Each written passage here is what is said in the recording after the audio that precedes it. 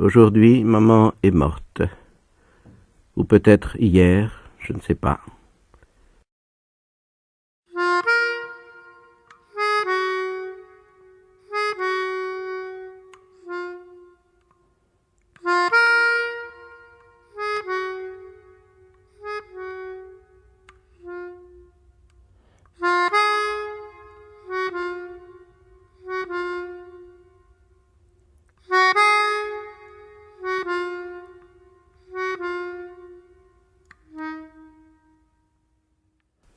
J'ai pris l'autobus à 2h.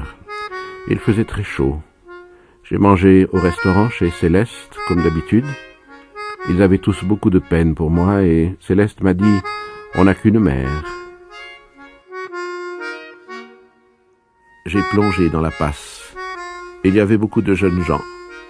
J'ai retrouvé dans l'eau Marie Cardona, une ancienne dactylo de mon bureau dont j'avais eu envie à l'époque. Elle aussi, je crois. Mais elle est partie peu après et nous n'avons pas eu le temps.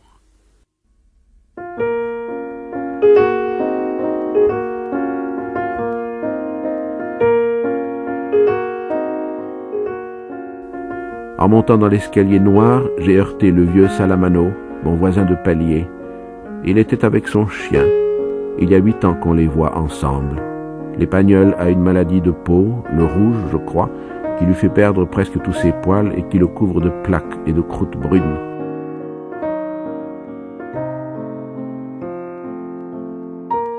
Il s'appelle Raymond Sintès.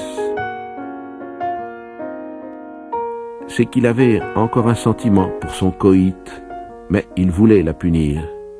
Il avait d'abord pensé à l'emmener dans un hôtel et à appeler les mœurs pour causer un scandale et la faire mettre en carte. Il l'avait battue jusqu'au sang. Auparavant, il ne la battait pas. Je la tapais, mais tendrement, pour ainsi dire. Elle criait un peu. Je fermais les volets et ça finissait comme toujours. Mais maintenant, c'est sérieux. Et pour moi, je ne l'ai pas assez punie.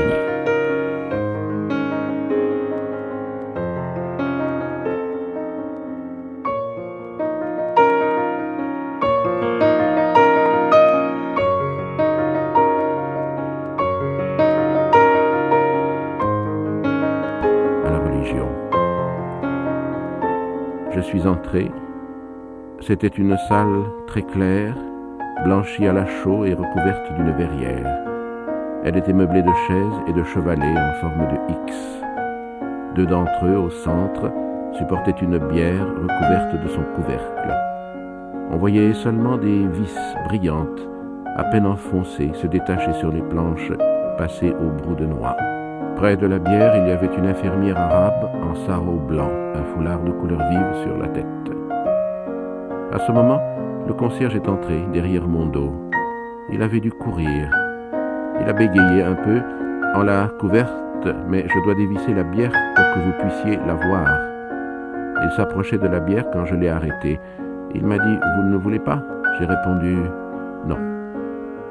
Il s'est interrompu et j'étais gêné parce que je sentais que je n'aurais pas dû dire cela. Au bout d'un moment, il m'a regardé et il m'a demandé « Pourquoi ?» mais sans reproche, comme s'il s'informait. J'ai dit « Je ne sais pas ». Alors, tortillant sa moustache blanche, il a déclaré sans me regarder « Je comprends ». Il avait de beaux yeux, bleu clair et un teint un peu rouge.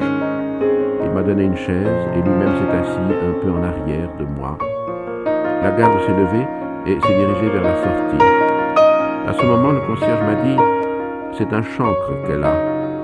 Comme je ne comprenais pas, j'ai regardé l'infirmière et j'ai vu qu'elle portait sous les yeux un bandeau qui faisait le tour de la tête. À la hauteur du nez, le bandeau était plat. On ne voyait que la blancheur du bandeau dans son visage. Quand elle est partie, le concierge a parlé.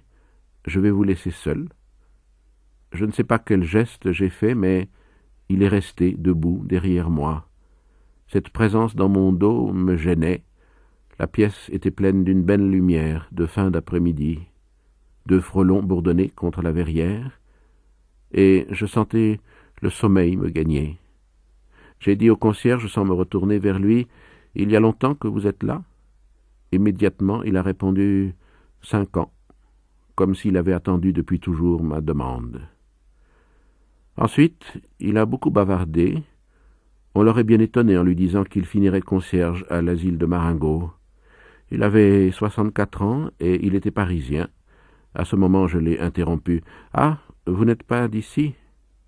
Puis je me suis souvenu qu'avant de me conduire chez le directeur, il m'avait parlé de maman.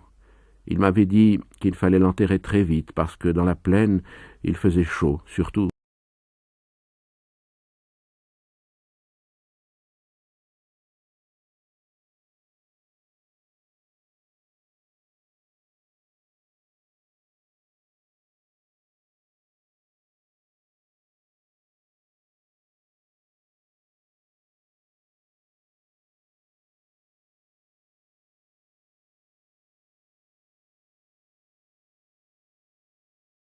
Their neighbourhood, frightening the locals, and the council isn't stopping it. Now, yesterday morning, I came out into the front yard and the dogs were across the road. And as soon as they saw me, they came bounding over. And I just made it into the front door in time. Ray Graham is